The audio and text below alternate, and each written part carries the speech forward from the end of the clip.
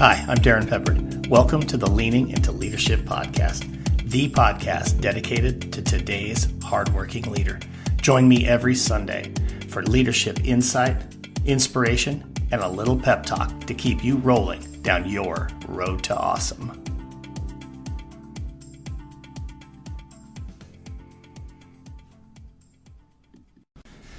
All right, welcome into the Leaning into Leadership podcast. This is episode number 4. Super pumped up for this episode, folks, because this is the first one with me hosting a guest on this podcast. And I really thought long and hard about who I wanted that first guest to be. There's so many incredible people, so many amazing leaders that I want to have on this podcast. And over time, hopefully I can get all of them here. But my first guest is someone that I had an incredible opportunity to work alongside during my time as a superintendent. We come across people every once in a while who bring this incredible energy, who no matter what, and you'll hear him talk about it in the podcast, how sometimes people call Alex Pollyanna. Sometimes they just bring this energy that is so infectious and you can't help but get caught up in the moment and really be inspired by that person's presence. Dr. Alex Acarter, for me, is one of those people. I met Alex a number of years ago through the work he does at the Colorado Education Initiative. Alex is currently the Vice President of Implementation for CEI, which is Colorado Education Initiative for short. And the work at CEI Alex was doing that I got to partner with him on was directly related to increasing relevant learning for high school students, specifically exposure, experience in the workplaces. The Homegrown Talent Initiative that Alex was leading was done with a number of districts across the state of Colorado, and I was fortunate enough to lead that work in West Grand School District. Alex, prior to being at CEI, was an educator for 20 years.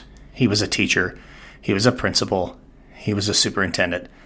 Alex is a Milken Award winner and just truly an inspiring individual. I hope you enjoy listening to Alex Acarter on today's episode of the podcast. So let's get started. All right, Alex, thank you so much for being on the Leading into Leadership podcast, man. It's great to see you and great to catch up with you. Yeah, man, it's good to be here and it's great to see your face. Yeah, right on. Absolutely. So those of you that are listening, of course, on the audio side, just know that Alex and I actually do get to see each other today, which is wonderful. And actually, you and I go back a number of years to my time as a superintendent in Colorado and work together on some different initiatives and that kind of thing. So obviously, I know a lot about Alex Acarter, but maybe for the listeners to the podcast who don't know you, maybe just share a little bit about, your background, who you are, what you're doing, where you live, and that kind of stuff. Yeah. So I'm a lifelong educator. I started kind of about 26 years ago as a teacher, a history teacher in Virginia, and taught there for 9 years and transitioned into the front office, assistant principal, and I had an opportunity to move out to Colorado in 2007 to take over a small school district, high school, Telluride in ski country, and did that for 4 years. Took a brief stint into the private sector, trying to think about online learning, and then had an opportunity to be a superintendent in a smallish school district in southwestern Colorado, which was really great. Montezuma-Cortez School District, serving a really cool population, about 40% white, like historical ranching community, about 20% longtime Hispanic community, and 30% Native American, split between the Navajo and Mountain Ute tribe. So it was a really cool opportunity. 20 years in public education. Then I joined a nonprofit in Denver named the Colorado Education Initiative about 6 years ago.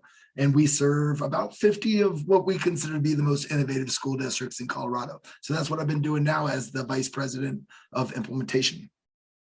Oh, that's awesome, man. So we were talking just before we came on to record the podcast about right now, it's a really tough time to be a leader. There are so many stories from around the country right now of, well, whether you want to call it, a school board going rogue or flipping in one direction or whatever the case may be.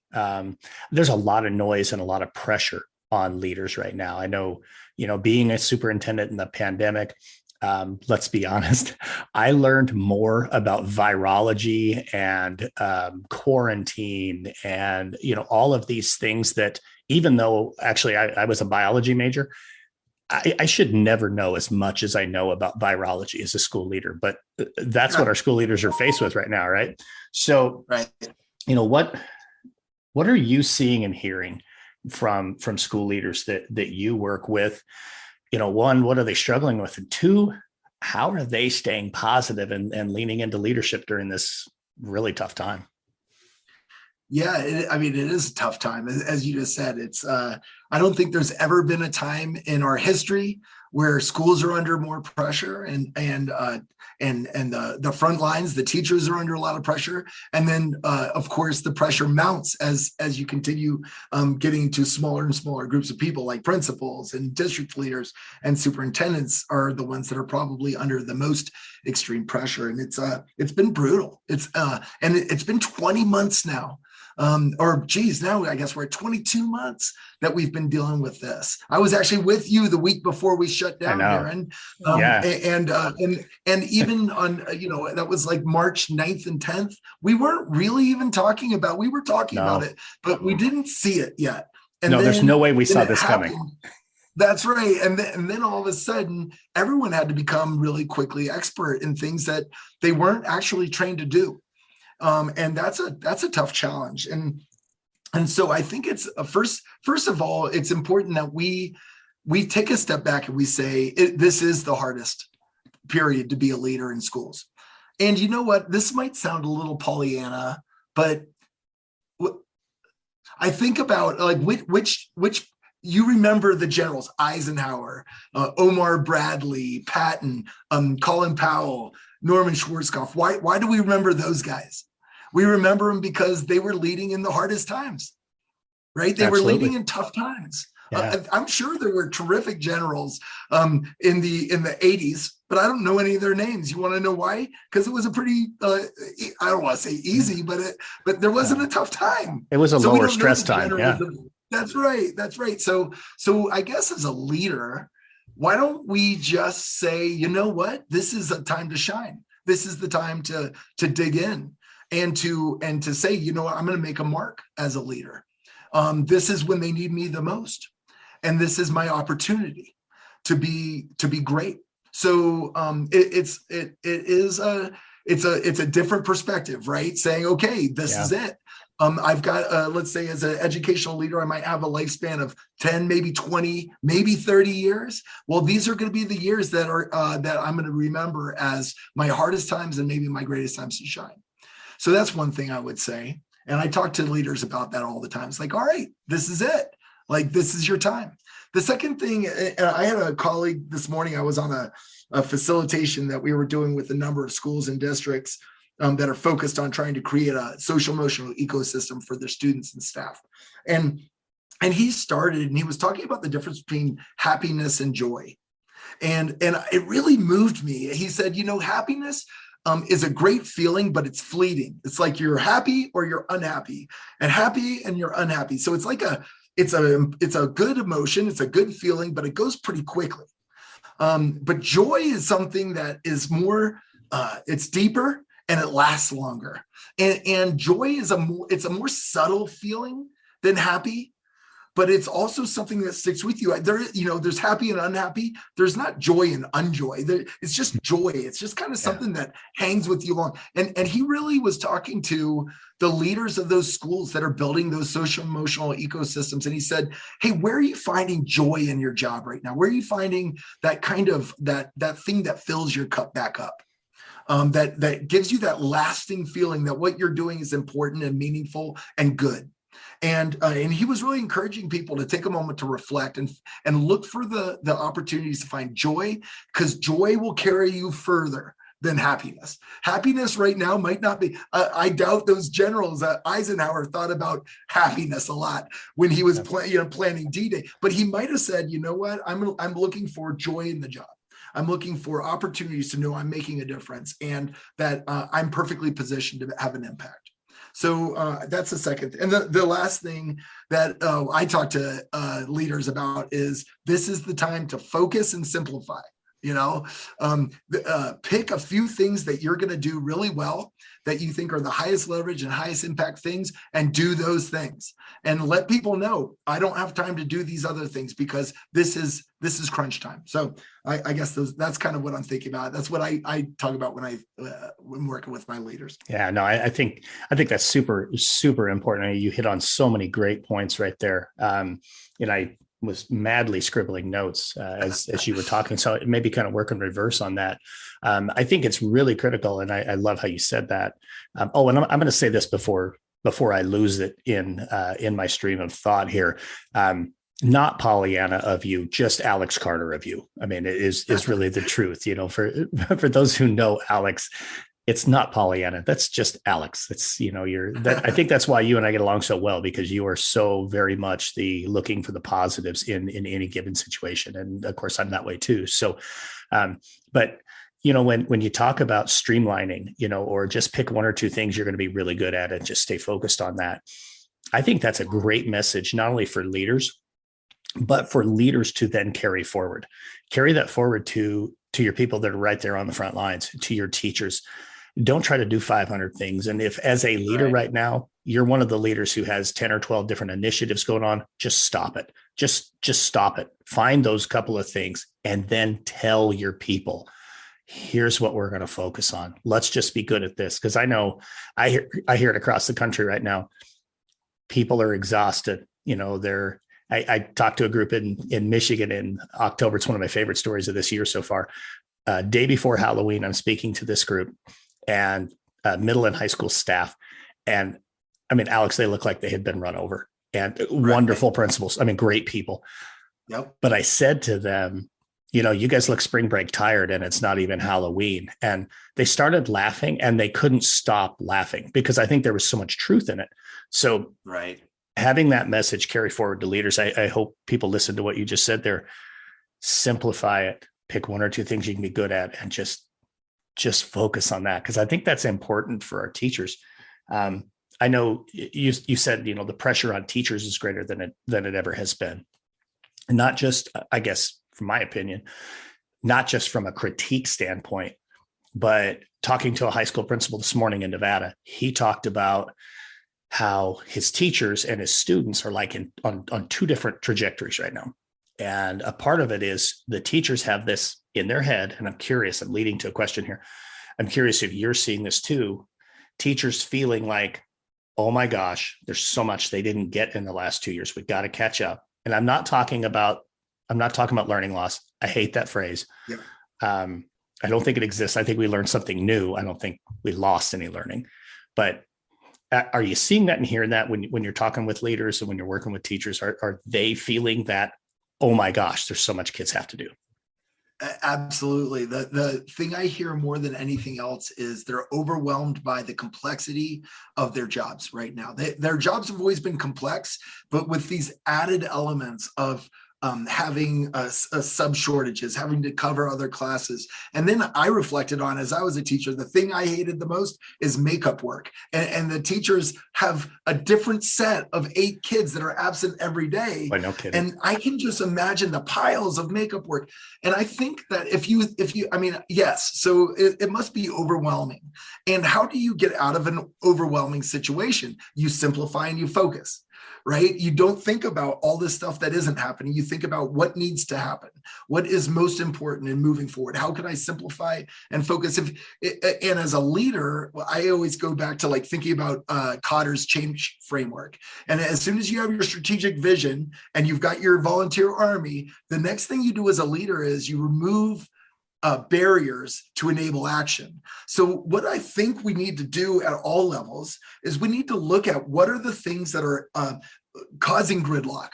are causing that overwhelmed feeling in our work. And we need to say, what are the things that we can remove, not add, remove, that will allow us to actually do the action we need to do.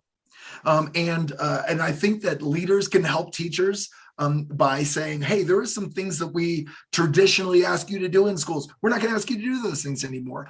Teachers can do that with their students. They can say, hey, if it was a normal January 31st or February 1st, happy Lunar New Year, by the way, then we would do this, but it's not a normal February 1st. So let's figure out what are the things we should do that are the most impactful, that are going to get us the furthest right now.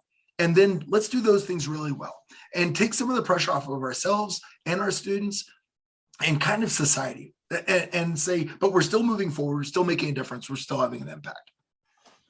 Absolutely. I think just that overwhelm is such a big deal right now. And, you mentioned sub shortages. I cannot tell you a single district or school that I have spoken to this year across the country that doesn't have a sub shortage. I mean, we had them before. Now It's just exacerbated because, we constantly have, this teacher out or this teacher out or whatever. I mean, that's a tangent I could probably chase for 20 minutes. But what I worry about, and I think, we're hearing this across the country, is now because teachers are feeling so overwhelmed, so exhausted. Our leaders are feeling so overwhelmed, so exhausted. Where does that lead us? And is it the edge of a cliff, or is it an opportunity with this potential? And I think it's maybe a little bit bigger than potential, but incredible potential teacher shortage. Yeah. And for that matter, leader shortage. Yeah. It's going to be brutal this spring. And I think that the leaders and the systems that succeed the best are going to be thinking about how they're going to restructure and reorganize right now. The biggest thing that I'm hearing that is weighing on leaders and is causing the emotional turmoil is this, like, the severe isolation that leaders are feeling at all levels. And they've got isolation, which they kind of always have, but right now they've got lots of doubt too, and lots of unknowns. And teachers often, I mean, when you think about it, you go into that classroom, you're still in a very isolated position.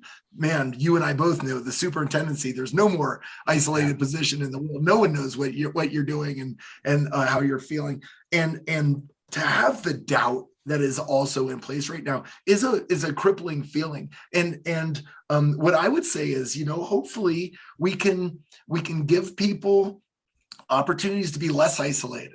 Like, how do we build? A lot of the work we're doing right now at CEI is building networks so that we can get leaders together. And for, you might be able to, Darrin, and then your listeners are going to find out I like to talk a lot. Man, I'll tell you, when we do these networks, I really push myself to talk as little as possible. It's the most lightly facilitated thing we do anymore. We get together leaders, we throw out a provocative idea, maybe a 2 or 3 minute provocation, and then we step the heck away. And we let the leaders talk to each other and talk about what are they feeling, what are they experiencing, what challenges are they running into, and then they start to ideate and they start to sympathize with each other and they start to really relate to each other in ways that are productive and they get more ideas and they get more momentum going. And when they leave, they're able to go back into their situation with new, fresh ideas, but more importantly, just kind of ready to do the work. And I think we need to help teachers do that same work. I mean, man, there are a lot of teachers right now that I think they just want to leave, but if we can find time, that's the magic thing, to get them to have opportunities and not do like structured PD for them. Like, don't do what I did as a school leader when I had time. I'd talk and we'd do more and we download more information. Just give them some space to process and reflect and get ideas that they need right then. I never, when I do that, I don't see, they're not talking about the Broncos game. They're not talking about the NBA. They're not talking about the weather. They're in the work, but Right. we just provoke and then give space and let people talk. I think we should do that same thing for teachers. Oh, absolutely. I think one of the most powerful things for me last year, when I was still a superintendent, was to be able to sit with my colleagues and just decompress. Because you're right, as the leader of a school district, you always feel like you're on the island. I mean, no matter Right. what, not even pandemic. I mean, pre-pandemic, you're on the island, especially in a small district. But throw in the pandemic and throw in, this school board thinks we should do this and that school board thinks we should do this. And the governor is not necessarily going to step in. Oh, but then he does. And then, oh, wait, now he pulls back. As the leader of the district, you feel like, and it's not true, but you feel like, oh my God, I'm all alone right now. And when you're able to sit and just, crack a beer, have a cup of coffee, whatever it is, with your colleagues, That's right. there's so much power to that. And you're right, with our teachers, the same thing. They need to be able to have those conversations, and they need to be, and actually, this is some work that I'm doing with a guy I'm partnered with in Minnesota. We're working with schools and districts around the country right now to just come in and on those PD days, not have any initiatives, but just say, hey, we get it. We know what you're going through. We know it's a struggle, but let's take a couple of steps back. Let's focus on ourselves. Let's start to set all the noise aside. Let's decide that in my car, the only person that's riding shotgun is somebody who's going to be positive and lift me up. Mhm. Let's decide that instead of being the person who names the problem, like being a thermometer. The thermometer can tell you what the temp is, but it ain't going to fix it. Right. Thermostat, be Right. that one who can solve problems. Just wow. Let go of what you can't control. Turn the noise off. Listen to your fellow teachers about not only what's a struggle, but also what is going well. There's still a lot of great things happening in schools right now, Yeah. Alex. Absolutely. Yeah, I love that. It's the same message, right? Simplify and find the joy. Simplify so that we can figure out what are the things that we can control and that we can make the biggest impact in right now. In students' lives, how are we building those strong relationships and building resilience, and driving learning forward? I mean, that's all still important. But what are the things we can let go and not sweat the small stuff on, and give ourselves some grace, and give our students some grace, give our leaders some grace. That's a big thing. Like, everybody's got a leader, right? Even when you and I were superintendents, we still worked with that board, and we asked for grace for them, because we're not infallible. We're making decisions, and sometimes those decisions aren't going to go great. We're asking for grace, and we're giving grace, and hopefully receiving grace as well. Absolutely. So I got to ask you this. Before we get to our last question, I had a conversation with a high school leader in Tennessee last week. And as I was talking with him, he's somebody I've known for a little while. So I was able to ask, no, really, how are you? And he kind of, here it came. But he said something in the conversation that I think was one of the most powerful statements I've ever heard. And so I want to say that to you, and then I'm going to stop talking and just react to what you hear. What he said to me was, more than ever, Darrin, right now, leaders need leadership. That's the best. And you know what? I love that. And I agree with it 100%.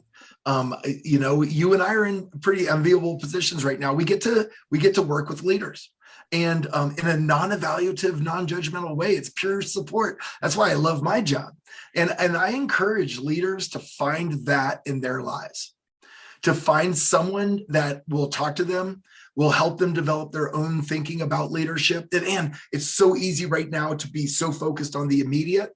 And a lot of times, I'm sure you're doing the same thing when I'm talking to leaders and doing executive coaching. I'm like, hey, let's talk about what's happening right now, and let's talk about what's going to happen 3 and 6 months from now, so that we're able to zoom out. And when you zoom out away from the problem, sometimes they look back at the immediate problems and they're like, well, those two are just stressing me out, but they're not that important.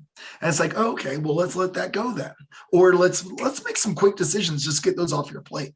So I think you're exactly right. Leaders right now need to think about, work on, develop, and practice their leadership more than ever. This leadership isn't something you're born with, right? It's something you develop. And geez, I'm a better leader now than I was when I was a superintendent, I can tell you, because I've studied leadership. I just go around and watch people like you doing the job, and all of our other great colleagues. And it's something that I encourage. Those networks like site visits, doing seeing is believing peer visits. These are you go and you can give feedback to your colleague, but you drive away and you're like, wow, that I loved these little moments where I learned about something about leadership. I want to be better at that. So I love what your colleague in Nevada said, and he's exactly right. Leaders need leadership more than ever. Absolutely. So with that, let's lead into our final question of the podcast. And of course, the title of the podcast is Leaning into Leadership. And so my question for you is, Alex, how are you currently leaning into leadership? Well, there's a couple of things that I've been thinking about a lot lately. One is really I've been challenged by and inspired by the work of our friend, Landon Mascareñas, who works with us at CEI. And he's really been pushing us to think about the systems that we lead and how open or closed are they. And one of the things I've been trying to think about is some of the messes we've gotten into in our nation's schools, where we've had people taking over school boards. It's really because I think a big part of it was that schools are traditionally not especially open and clear with what they're doing. They've been relatively closed systems. And there are some people on the outside of those closed systems that are scratching their heads saying, I don't think I trust what's going on in there. And it's a lack of trust, which is really because they have a lack of information. It isn't open. So people don't know what's going on in there. So they assume the worst intent.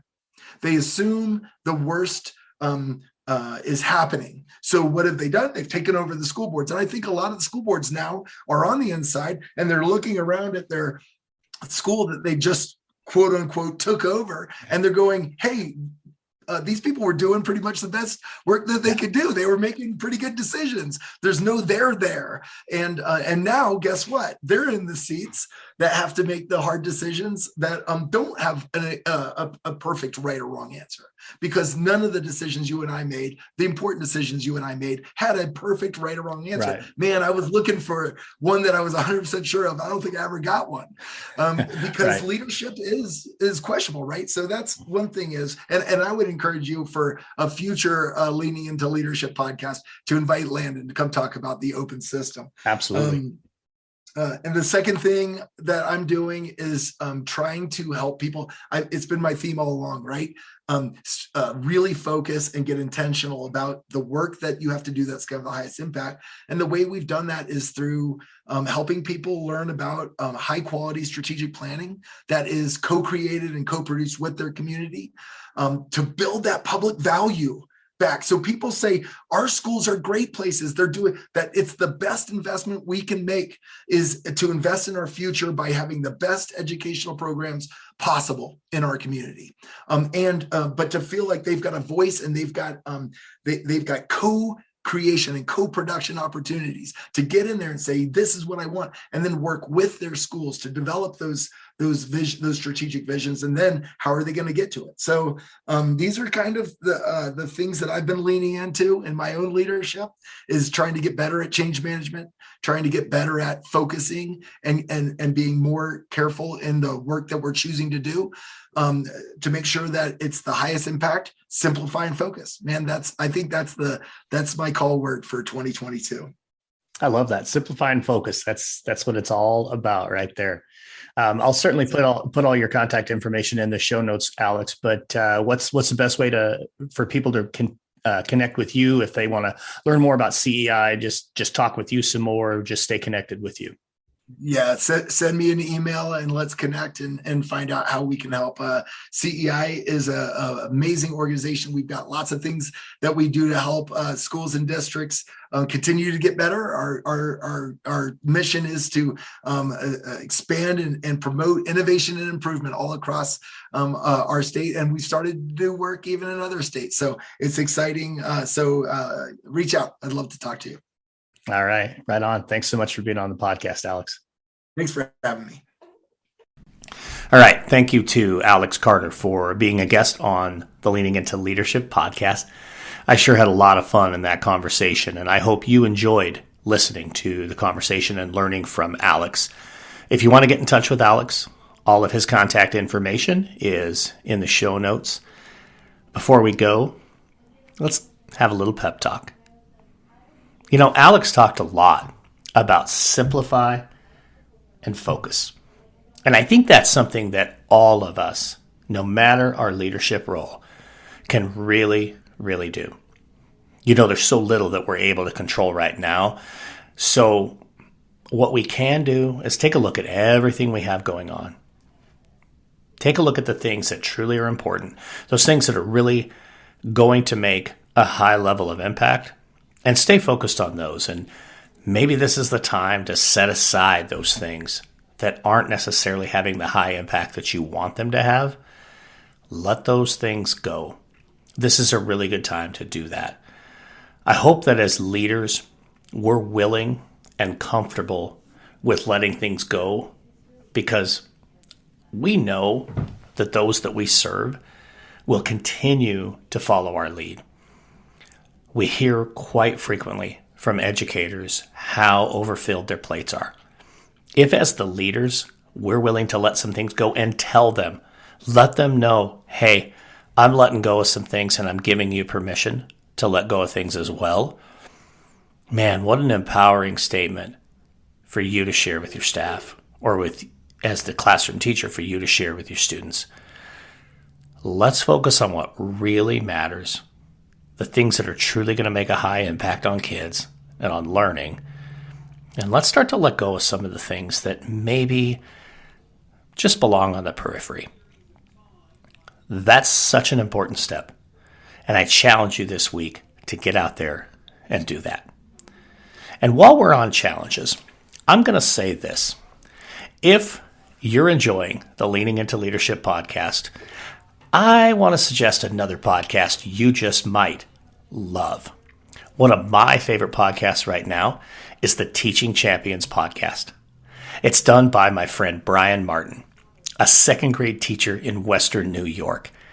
Man, you talk about somebody who is passionate about what he does. Do yourself a favor. Check out the Teaching Champions podcast by Brian Martin. Folks, you're not going to regret it. Thank you so much for joining me for episode 4 of the Leaning Into Leadership podcast. Have a Road to Awesome week. Thank you for listening to the Leaning Into Leadership podcast, brought to you by Road to Awesome. Don't forget, click subscribe, give a review, and share this with somebody who might also enjoy leaning into leadership.